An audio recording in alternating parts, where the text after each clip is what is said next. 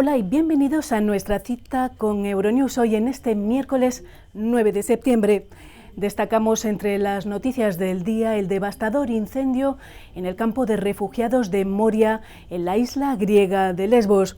También hablaremos de los testimonios de los supervivientes del atentado de Charlie Hebdo en Francia. Y en Bielorrusia vemos sobre la detención de la líder opositora María Kolesnikova. Veremos que AstraZeneca ha suspendido los ensayos de su vacuna por la aparición de una enfermedad inexplicable entre uno de sus voluntarios.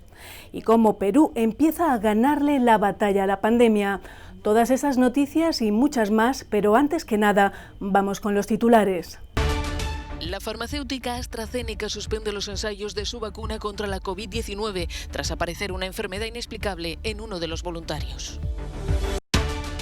Perú empieza a ganarle la batalla a la pandemia pese a haber superado la cifra de 30.000 muertos. La prevalencia del virus entre la población es muy elevada.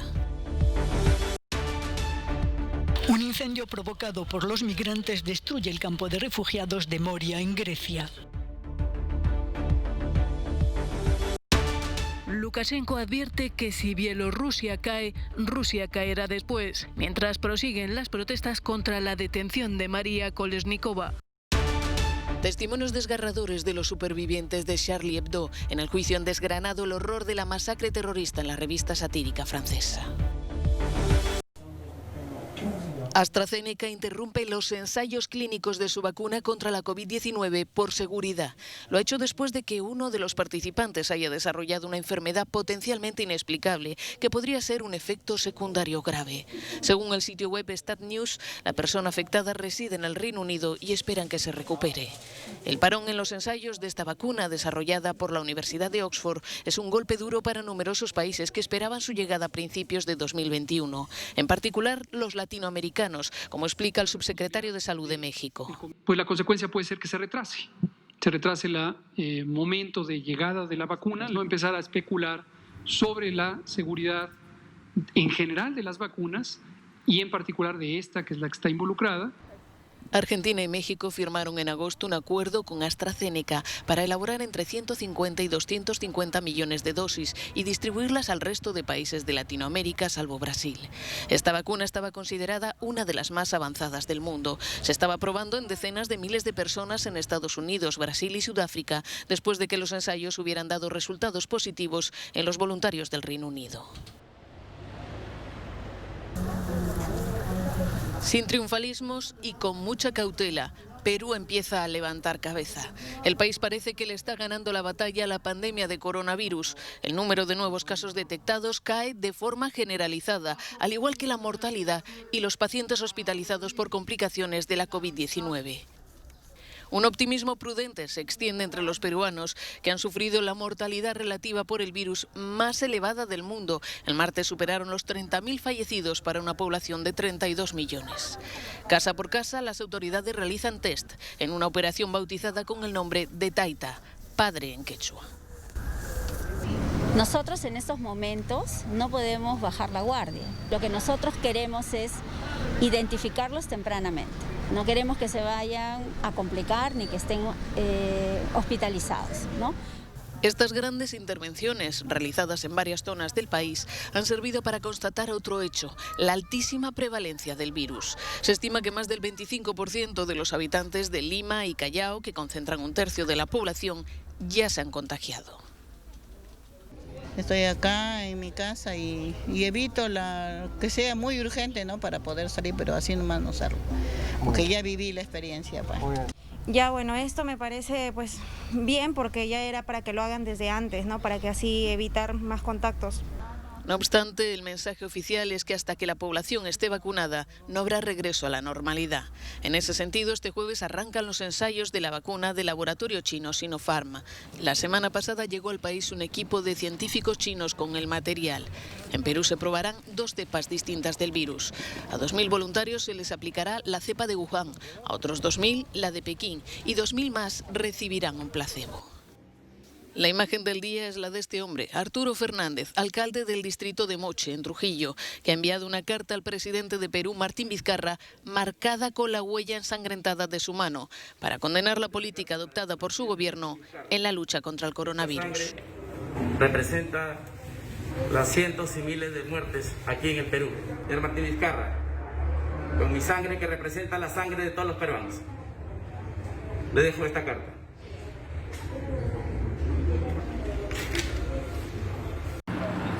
La Unión Europea quiere evitar un nuevo confinamiento y recuperar el pulso de la economía, pero los rebrotes de coronavirus en buena parte de Europa hacen temer un nuevo cierre de las fronteras. En el marco del Foro Económico de Bruselas, Euronews ha analizado la situación con varios líderes políticos.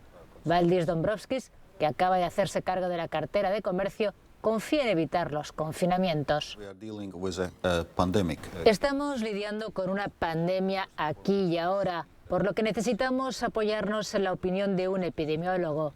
Esto es lo que hicieron los Estados miembros en primavera y esto es lo que siguen haciendo los Estados miembros ahora. Y actualmente no hay ningún consejo de los epidemiólogos que diga que deberíamos volver a los confinamientos generalizados y con suerte no va a suceder. La Comisión también argumenta que sus políticas económicas ya están funcionando. Si comparamos la situación europea con la situación de Estados Unidos, sí, hay consecuencias en el mercado laboral y en el desempleo y sobre todo en la población activa que disminuye, pero nada comparable a lo que pasa en Estados Unidos.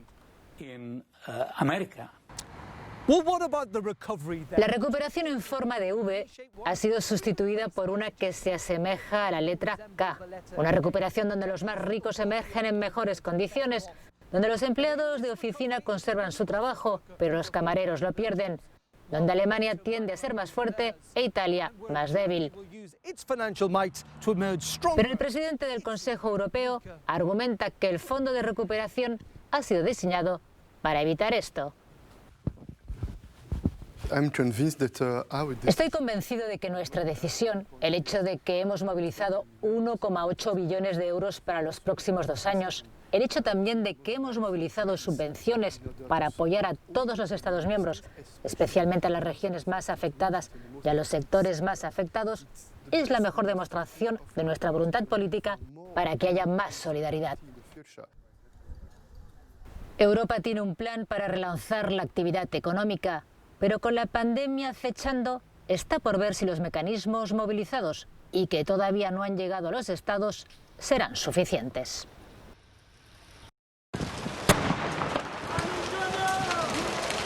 El fuego arrasa el campo de refugiados de Moria, en Grecia. El incendio fue provocado de madrugada tras enfrentamientos entre los migrantes y ha prácticamente destruido este campo de la isla de Lesbos que albergaba a 13.000 personas. La pelea se desató cuando 35 personas que habían dado positivo por coronavirus se negaron a ser trasladadas a un centro de aislamiento. A partir de ese momento comenzaron los enfrentamientos entre los propios refugiados que prendieron fuego tanto dentro del recinto cerrado como en el olivar que rodea el campo de refugiados, donde también vivían miles de migrantes. Por el momento no se lamentan víctimas, pero los bomberos aún no han podido acceder a las carpas. Algunos refugiados huyeron del campamento para dirigirse a la capital de la isla, Mitilene, pero la policía bloqueó el acceso a la ciudad para evitar una emergencia sanitaria, ya que el campamento se encontraba en cuarentena por la COVID-19. El reto es ahora buscar alojamiento para los 13.000 migrantes.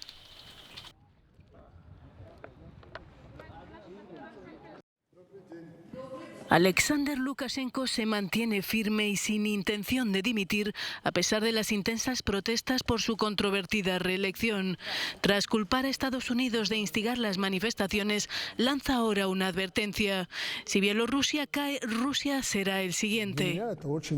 Esto es muy doloroso e incluso trágico para mí, pero no significa que me esté rindiendo. Me lo tomo con filosofía. Algún día tendré que rendir cuentas a Dios, pero mientras tanto de proteger lo construido con nuestras manos, proteger a la gente que lo ha construido y que es una abrumadora mayoría. Si Bielorrusia cae hoy, Rusia vendrá después, advirtió Lukashenko. La líder de oposición detenida, María Kolesnikova, impidió que la expulsaran por la fuerza a Ucrania, rompiendo su pasaporte. Según sus colegas del Consejo de Coordinación, sigue desaparecida desde el lunes. Es la última de las 3 mujeres que lideran la oposición que aún permanece en Bielorrusia. Compañeros activistas dieron su versión de lo sucedido en la frontera con Ucrania. María Kolesnikova estaba siendo escoltada por la fuerza por hombres encapuchados entre gritos y forcejeos. Era evidente que la estaban llevando a la fuerza y que oponía resistencia. La empujaron con fuerza al asiento trasero del coche y la encerraron con la llave de seguridad que impide abrir por dentro. Ella gritaba que no iría a ninguna parte. Miles de personas pidieron en Minsk su inmediata liberación. Allí la policía detuvo a un número indeterminado de manifestantes al considerar el acto ilegal. La UE exige la liberación de todos los presos políticos. Todo el horror y el sinsentido de la masacre terrorista en la revista satírica francesa Charlie Hebdo fue desgranado este martes por los supervivientes. Sus testimonios, en el 5º día de juicio, fueron crudos, desgarradores, muy difíciles de soportar para las familias de las 10 personas que los hermanos Kouachi asesinaron fríamente aquel 7 de enero de 2015. La caricaturista Connie Rey, conocida como Coco, contó cómo fue ella quien introdujo el código en la puerta y permitió que los terroristas islamistas penetraran en la revista y cometieran la matanza. Lo hizo aterrorizada, bajo la amenaza de un Kalashnikov. Pensando que eran sus últimos minutos de vida, se arrodilló y puso las manos en la cabeza. Pensé que moriría ejecutada, contó. Durante mucho tiempo, la culpabilidad la atormentó.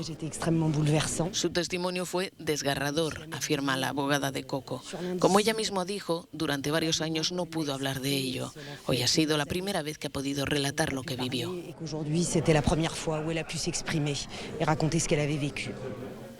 Virginie Chapelle trabajaba en una oficina en la que los terroristas entraron antes por error. Vi a Sheriff Kouachi delante de mí, cada vez más enfadado, que me preguntaba dónde estaba Charlie, si era Charlie. Le dijimos que no era allí. Se enojó y disparó. Envié un mensaje a mi hijo y a mi marido porque pensé que íbamos a morir. Después escuchamos disparos espaciados. Fue terrible porque hubiéramos podido contarlos. Tiros como golpes secos y después un silencio de plomo y 10 cuerpos sin vida, entre ellos los de los caricaturistas emblemáticos Shalp, Kabu y Volinsky, asesinados por publicar las caricaturas del profeta Mahoma. La policía mató a todos los implicados. En el banquillo se sientan 14 hombres acusados de proporcionar armas y apoyo logístico para la matanza. Esta portada ha levantado mucha polvareda en Bélgica. En ella aparecen una serie de personajes conocidos, como el presidente del Consejo Europeo, Charles Michel, con el rostro pintado de negro. El objetivo era denunciar la ausencia de afrodescendientes en los puestos de responsabilidad, preguntándose si estarían donde están si fueran negros. La redactora jefe del semanario explica que su intención no era hacer un blackface. Para nosotros la intención de un blackface es burlarse, hacer una caricatura, estigmatizar. Y este no era en absoluto nuestro objetivo. No hay ni un ápice de burla, de malicia. Nuestra intención era justo la contraria, pero hay que ser realistas y decir que no lo hemos conseguido. Para nosotros era un anti-blackface. Precisamente queríamos hacer lo opuesto a eso para demostrar lo contrario, pero obviamente no hemos logrado nuestro objetivo. No se ha entendido así. El término blackface hace referencia al maquillaje que se usa en el teatro para representar a una persona negra, y más de una personalidad ha tenido que disculparse por haberlo utilizado, como el primer ministro de Canadá. Los activistas antirracismo explican por qué esta portada les ha molestado tanto. Mucha gente y yo personalmente nos sentimos indignados por esta portada de Lviv, porque es una portada que recurre al blackface. Y el blackface es una herencia muy concreta de la historia colonial y de la historia de la esclavitud, que siempre ha tenido como objetivo la deshumanización de las poblaciones negras y afrodescendientes.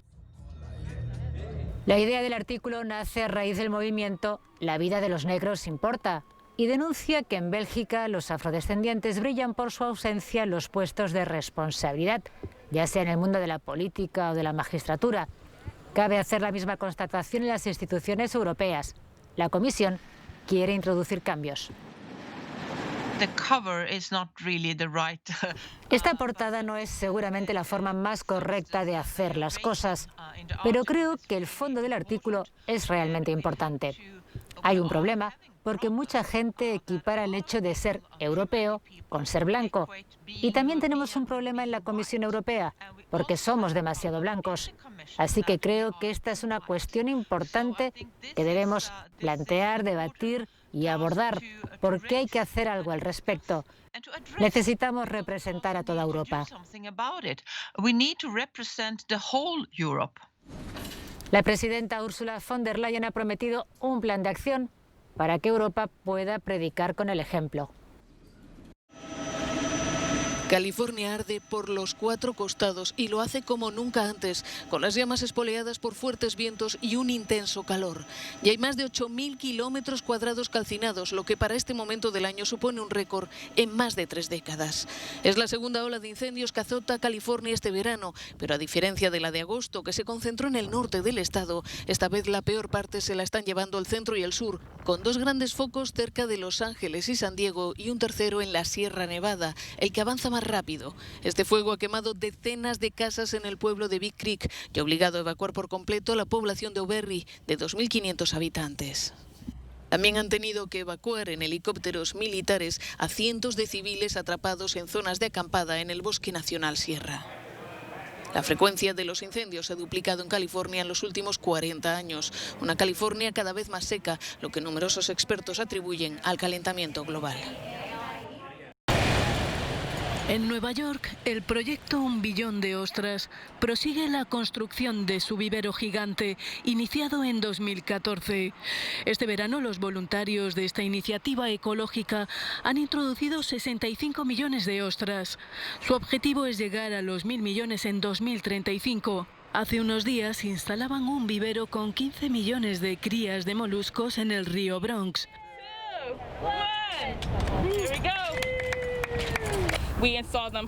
Este cultivo de ostras tiene beneficios en el ecosistema. Proporciona un hábitat para otras especies, desde cangrejos hasta invertebrados marinos y esponjas adheridas a los arrecifes.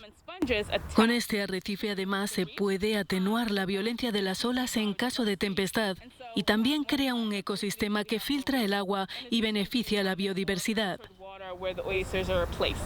En 1614, cuando Nueva York era la colonia holandesa de Nueva Ámsterdam, la ciudad exportaba ostras a medio mundo. Las ostras se vendían por 1 centavo en Central Park antes de que existieran los perritos calientes. Cuando se construyó el puerto se dragaron los canales y se destruyó su hábitat natural. Estas crías proceden de la bahía de Muscongus en Maine. Y lo que hicimos fue colocar las crías de nuestro vivero en las conchas vacías que recogimos en marisquerías y restaurantes de todo Nueva York. El proyecto Un Billón de Ostras organiza talleres para concienciar a los jóvenes de la importancia del cambio climático y sus consecuencias, que ya vieron de cerca en 2012, cuando el huracán Sandy golpeó duramente a la ciudad de Nueva York.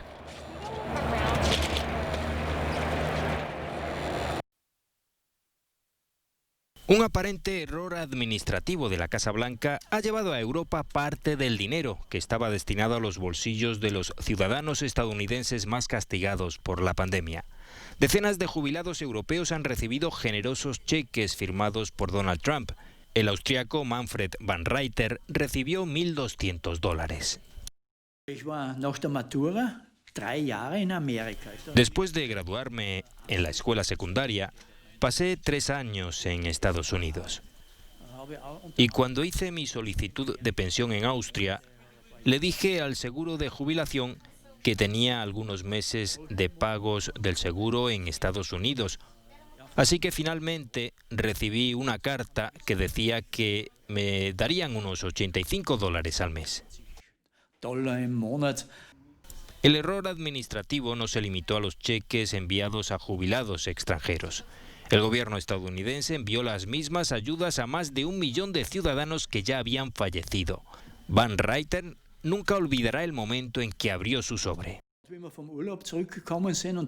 Cuando volvimos de las vacaciones, miré en el buzón y pensé que sería la carta habitual de Estados Unidos. Entonces vi que estaba expedida por el Tesoro estadounidense y que era el pago de impacto económico firmado por el presidente Donald Trump.